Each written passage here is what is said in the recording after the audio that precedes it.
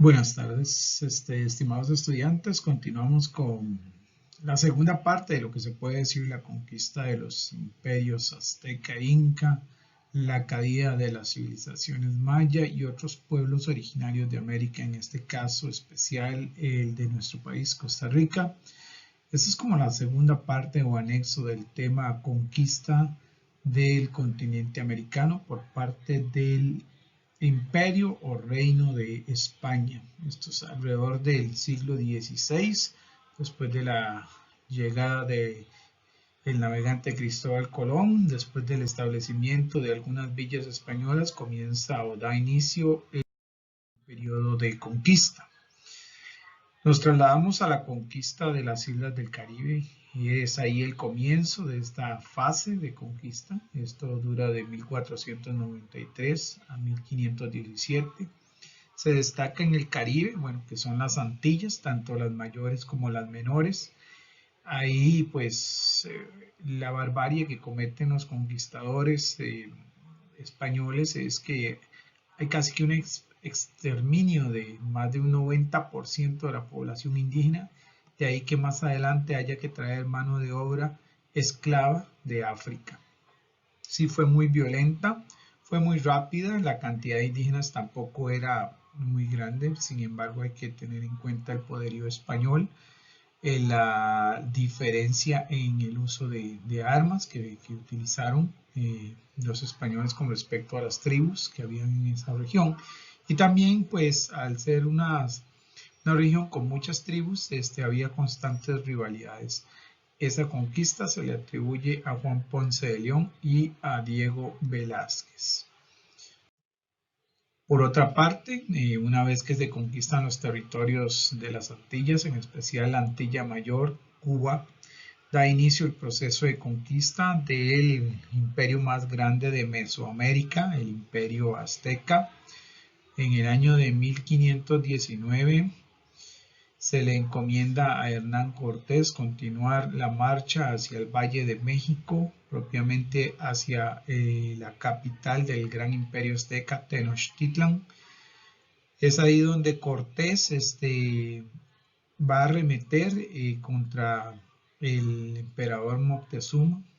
Una particularidad de esta conquista es que a pesar de que el imperio azteca contaba con un aparato militar enorme y con mucho más hombres, siempre sale la pregunta del por qué Hernán Cortés logra en tan solo 2 años y un poco más someter a tan vasto imperio y tan poderoso imperio. Hay una profecía azteca de que algún día regresaría el dios Huitzilopochtli, y debería de coronarse como emperador de ellos. El Moctezuma comete el error de confundir a Hernán Cortés con la visión de Huitzilopochtli. ¿Por qué? Porque se suponía que Huitzilopochtli vendría con una armadura que brillaba como el oro. Huitzilopochtli no vendría en una forma igual a los aztecas, sino diferente. Eso causó que los aztecas, especialmente la realeza y los sacerdotes, entraran en confusión y no se dieran cuenta de que estos españoles no eran en realidad divinidades, sino que más bien eran conquistadores. Por otra parte, hay que entender que el imperio azteca sometió a muchas poblaciones y pueblos vecinos de Mesoamérica que tenían gran rivalidad, ya que los aztecas explotaban a los pueblos que eran sometidos, e inclusive cometían con ellos algunos cultos o ritos bastante despiadados. Esto hizo que Hernán Cortés estableciera alianzas con esos pueblos que estaban en contra de los aztecas y se rebelaran e hiciera más grande la campaña militar de los españoles. También hay que entender que el imperio azteca dependía de un centro único que era Tenochtitlan. Si usted sometía al centro principal político administrativo, era muy fácil someter al resto del imperio, y esto fue lo que ocurrió ya para el año de 1521. Después de esto está el caso de los indígenas mayas. Bueno, los mayas habitaron América, sin embargo, por mucho tiempo. Sin embargo, a la llegada de los españoles, los mayas ya se encontraban más allá del periodo posclásico, finalizando el periodo posclásico maya, es decir, el final del imperio de la civilización maya. La resistencia no fue mayor, en realidad los mayas ya sus ciudades-estado habían más bien estado sometidas a muchas guerras civiles, había un debilitamiento total, un cansancio, por decirlo así, de la población maya. Eso hizo que pues, la resistencia no fuera mayor y aparte de eso siempre los mayas se caracterizaron porque nunca hubo una unidad, siempre hubieron diferentes poblaciones, algunas en Guatemala, otras en Honduras y otras en México y nunca quisieron conformar una liga, ni inclusive para defensa. La conquista del imperio inca fue muy similar a la del imperio azteca, los incas, el otro gran imperio precolombino. En el año de 1531, esta vez se le encomendó a Francisco Pizarro para que tomara la región del Cusco, donde sede central del imperio inca, sede central de todo lo suyo, del Tahuantinsuyo. En este caso, Francisco Pizarro topó con la suerte que internamente había una guerra civil. Los príncipes disputaban el poder Atahualpa y Huáscar.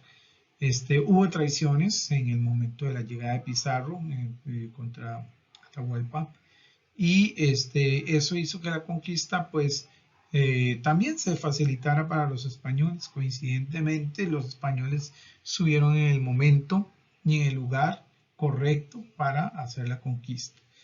Hay que recordar que también Pizarro utilizó artimañas y traicionó a la hospitalidad que hizo Atahualpa con él. Y de igual forma, la brutalidad con la que Pizarro actuó con los líderes del imperio inca hizo que que el resto le tuviera temor, pero también él sabía que controlando las cabezas del imperio tendría control total del territorio. La conquista de Costa Rica es diferente y presenta dos características, ya que se divide en una primera y una segunda etapa. Cada una de las etapas tuvo sus protagonistas en algunos casos. Como vemos, estuvo, por ejemplo, Pedro Arias Dávila y en otros casos Juan de Caballón y Juan Vázquez de Coronado.